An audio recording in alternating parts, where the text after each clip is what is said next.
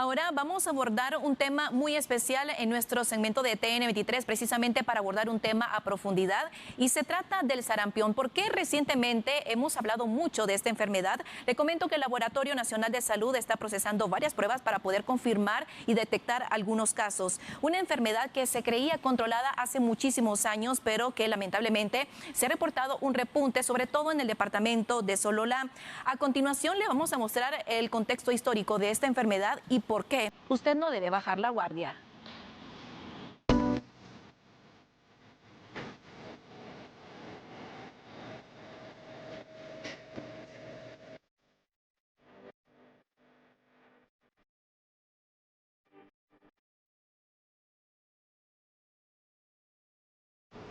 Y nos encontramos en el Laboratorio Nacional y aquí es en donde justamente se hacen los procedimientos para la detección de los casos de sarampión. Sin embargo, en este caso me encuentro con la licenciada Andrea, licenciada, mucho gusto, quien nos dará justamente los detalles de cómo realizan la detección de los casos debido a ese brote de sarampión. Acompañamos. Ok, adelante.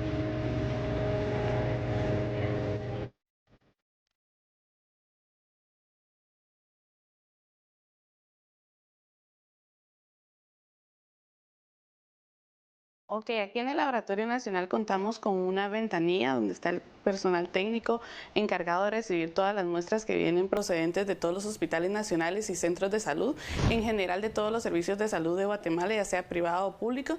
Ellos son los encargados de trasladarnos las muestras a la unidad, donde contamos también con personal técnico y profesionales que se encargan ya del proceso de las muestras. Hacemos dos tipos de análisis.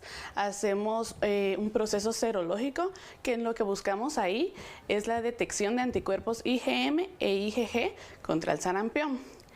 Para eso utilizamos muestras de suero.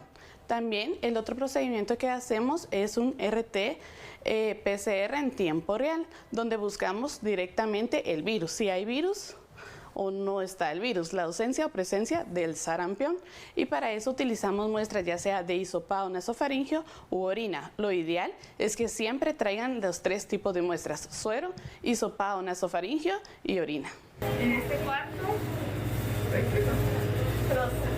realizamos los análisis serológicos, es donde se hacen las ELISAs, donde se detectan los anticuerpos IgM e IgG contra el sarampión. Este es un proceso que se va a hacer porque trabajamos diferentes ELISAs. Trabajamos 4 tipos de ELISAs: los IgM para sarampión y rubiola, que es la vigilancia que se lleva acá, y el IgG, que digamos el IgM nos va a decir que la enfermedad está actualmente activa, y el IgG nos va a servir para saber si la persona está con. Entonces esos son los que vamos a trabajar ahorita. El proceso ahorita es hacer la dilución, pero primero lo que hago yo es colocar el reactivo para que el reactivo no tenga contacto con muestras hasta que ya empiece yo, ¿verdad? Los reactivos madres. Un resultado IgM positivo nos indica que la persona está teniendo la infección recientemente, y un resultado IgG positivo nos indica que la persona estuvo inmunizada anteriormente o bien que ya había presentado la infección. De igual forma, el IgG al momento de una persona estar enferma empieza a elevarse significativamente. Si trabajamos en conjunto con la Dirección de Epidemiología y Gestión de Riesgos, ya que ellos son nuestra contraparte, y en conjunto estamos dando respuesta al brote que actualmente tenemos del sarampión, igual que con el programa de inmunizaciones. Y también la OPS nos ha estado apoyando en todas las actividades que se están haciendo actualmente. Ok, estamos en el área de serología y justamente pues vamos a ver el procedimiento, y la licenciada nos va a explicar un poco de parte de ese procedimiento que se realiza con las pruebas. Es importante mencionar y una situación que pone de cierta forma en alerta a las personas es que, por darles un ejemplo, las pruebas de COVID, por ejemplo, este virus podría contagiar a 4 o 5 personas. Sin embargo, si la persona no está inmunizada en cuanto al sarampión, el riesgo es mayor, tomando en cuenta que al momento de tener esa enfermedad se podría contagiar alrededor de 18 hasta 20 personas. Entonces veamos parte de estos procedimientos. Si nosotros obtenemos un resultado IgM positivo y no tenemos otras muestras virológicas para hacerles PCR en tiempo real, le solicitamos una segunda muestra para saber si realmente esa persona está enferma o no. Una segunda muestra es decir, que confirmamos o descartamos el caso haciendo una seroconversión de la IgG, es decir, comparando la IgG de la primera muestra y la IgG de la segunda muestra. Si hay un aumento significativo, confirmamos el caso y si no lo hay, ya descartamos el caso. La preocupación realmente es que hay muchas áreas que no cumplen con la cobertura de vacunación. Esto quiere decir que no están vacunando a los niños y esto puede ser por muchos factores. Tienen miedo a la vacuna, no confían en la vacuna o por muchos otros factores. Y la primera recomendación es que deberían de vacunar a todos los niños. Tienen que vacunarlos para estar protegidos contra el sarampión. Y recomendar a toda la gente que si realmente tienen síntomas como fiebre y rash, acudir a los centros de salud para sus tomas de muestras, que tienen que ser suero, hisopado y orina, que por favor cooperen en dar las muestras para que nosotros podamos hacer un diagnóstico oportuno y así darles el tratamiento debido y que no va a pasar mayor cosa, ¿verdad? Si realmente se diagnostica oportunamente. Verificar los carnets de vacunación, buscar atención ante síntomas como fiebre o salpullido y promover la higiene. Son algunas de las recomendaciones de los expertos y recuerden, la vacuna es segura en los centros de atención de salud pública, incluso es gratuita. Y seguimos con nuestro tema especial acá en TN23 y vamos a retomar el tema del sarampión, que es una problemática que ha tomado auge, sobre todo acá en Guatemala. De hecho, le mencionábamos hace algunos instantes que el Laboratorio Nacional de Salud se encarga de procesar esas pruebas claves para confirmar algunos casos de sarampión, con toda la capacidad para poder analizar cada uno de las muestras, y los expertos indican cuál es el procedimiento, pero también comparten algunas recomendaciones para poder prevenir estos brotes.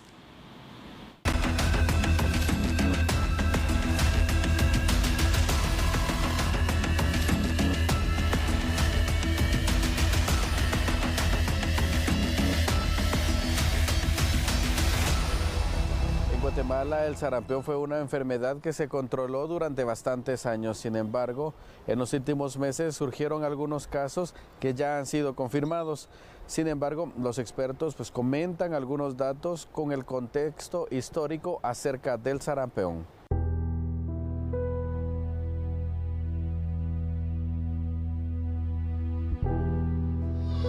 Sí, el sarampión, nosotros en el Hospital Roosevelt tenemos una memoria histórica que tuvimos un brote en 1990 y 1991.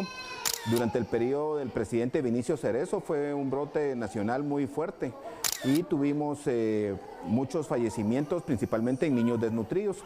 El sarampión, tenemos una alerta nacional de vigilancia y si hay casos, ¿verdad? Es una enfermedad viral causada por un virus que se llama paramyxovirus, morbillivirus paramyxovirus. Es un virus ARN monocatenario altamente contagioso.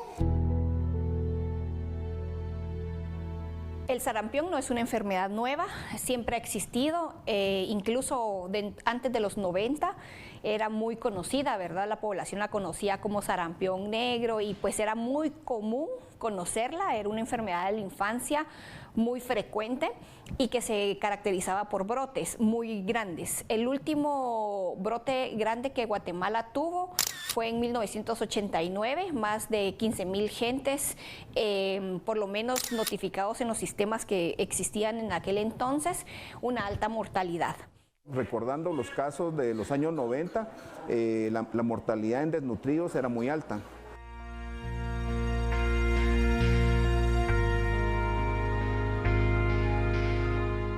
En ese proceso, no solo Guatemala, sino que los más de 35 países que conformaban la región de las Américas siguen el mismo proceso y reciben una certificación de eliminación de la región de las Américas en el año 2016. Eso quería decir que en ninguno de estos países había sarampión. Sin embargo, el resto del mundo seguía teniendo sarampión. En el 2018, Guatemala, en ese contexto de certificado ya, tiene un primer caso importado de una jovencita de 17 años que tiene un intercambio al país de Alemania. Y cuando regresa a Guatemala, pues evidentemente tenía y estaba cursando con un cuadro de sarampión. En ese momento, los equipos de respuesta del Ministerio de Salud activaron toda una serie de contención y una búsqueda permanente de más casos derivado de todo el movimiento que tuvo la jovencita, y cerraron el caso sin ningún otro contacto. Entonces el sarampión es una enfermedad que Guatemala y Centroamérica y América Latina tenía certificación que no habían casos desde hace aproximadamente más de 10 años. Entonces este es un duro golpe a la salud pública, porque el sarampión tiene una tasa de contagio muy elevada. Por esa razón fue que en este evento religioso de Santiago Atitlán, que llegaron miles de gentes, alguien tenía sarampión y contagió a muchas personas ahí, y los cuales van a ir a sus comunidades a seguir contagiando personas, ¿verdad?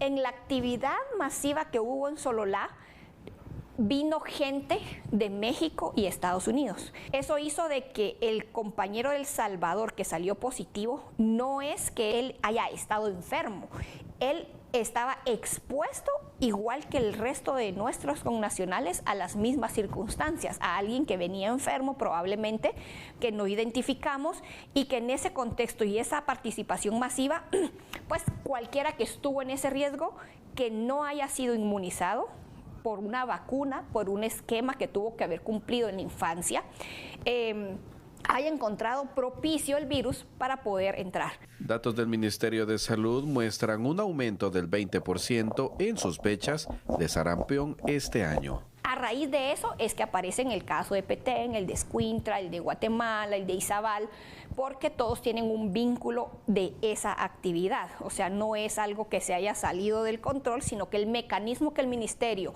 usó es que activó todos esos equipos de respuesta para que buscaran. Eso es un trabajo minucioso, porque es un trabajo en donde deben de gestionar con los líderes locales, religiosos, ¿verdad?, para poder conglomerar a las personas, poderlas entrevistar, poder ir a sus casas y poder identificar estos casos. Aquí en estos puntos de referencia, en los años 90, Guatemala enfrentó uno de los peores brotes de sarampión, con cientos de casos, y una de las principales preocupaciones han sido los niños con algún cuadro de desnutrición, entre otros aspectos.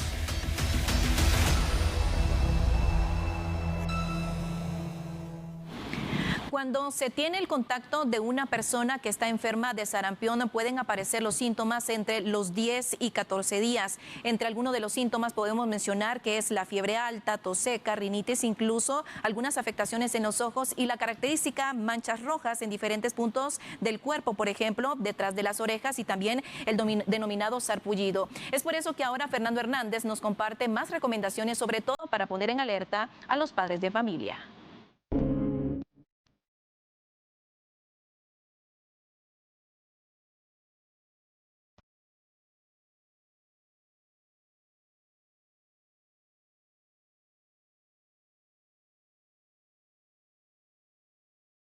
Los niños menores de 5 años, especialmente aquellos sin vacuna o con algún cuadro de desnutrición, son los más expuestos al sarampión en Guatemala. Sin embargo, los expertos destacan cómo estos factores agravan la enfermedad, pero también cómo puede reducir el riesgo en sus hijos. En niños menores de 5 años es un cuadro de fiebres muy altas, da una conjuntivitis, o sea que los ojos se ponen muy rojos, da un rash, que no es alergia, sino es una erupción maculopapular de ronchitas rojitas, como en placas en todo el cuerpo, empieza en la cabeza y se disemina. La fiebre es muy alta, el niño está ronco, afónico, puede tener croup.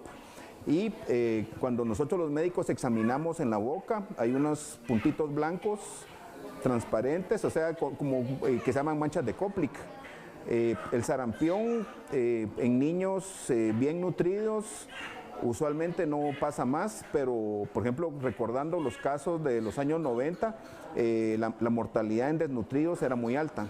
En Guatemala, según UNICEF, el 47% de niños menores de 5 años sufren desnutrición crónica, lo que reduce su capacidad para combatir infecciones como el sarampión, que puede causar complicaciones graves como neumonía o encefalitis. Tenemos preocupación con los niños desnutridos porque sabemos que el niño desnutrido, el sarampión tiene una carga viral muy alta y puede hacer un choque séptico con fallo multiorgánico y neumonía extensa.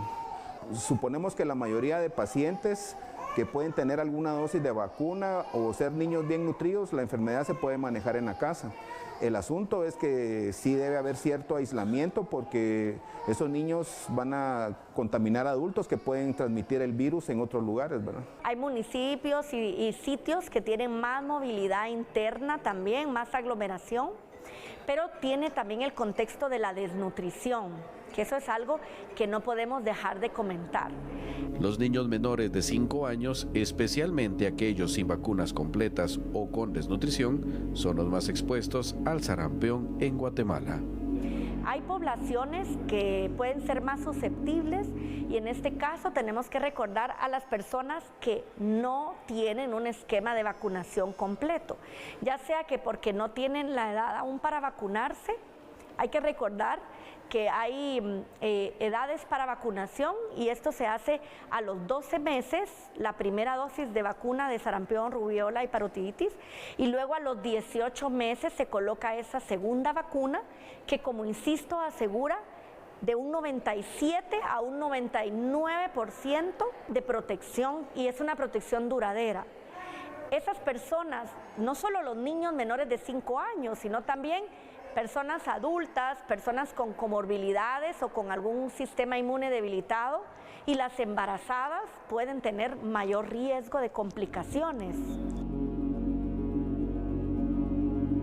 Históricamente siempre manejamos que la tasa ideal de vacunación anual debe ser del 95%, que nos garantice algo que se llama protección de rebaño para ese 5% que incluye aquellos que sí recibieron vacuna, pero que probablemente por una situación muy particular no hayan levantado inmunidad, que es un porcentaje. Hay otro porcentaje dentro de ese 5% que es la gente que no se quiere vacunar por X o Y razón, desconocían y demás. Dentro de esos porcentajes, el 95% nos da esa certeza.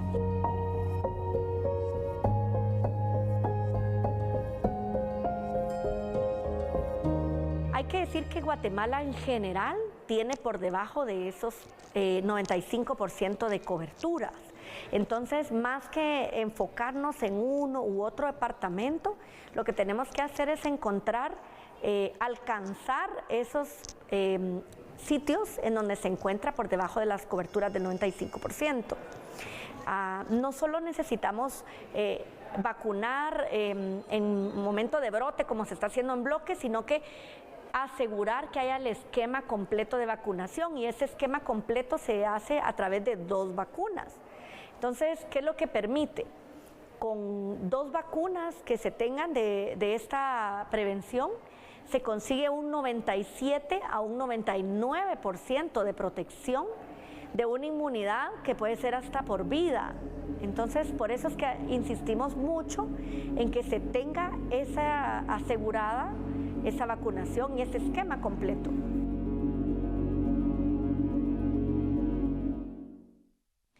Son parte de las recomendaciones y sobre todo y principalmente es que acuda a un médico cercano si presenta alguno de estos síntomas, incluso si se tiende a confundir con la varicela.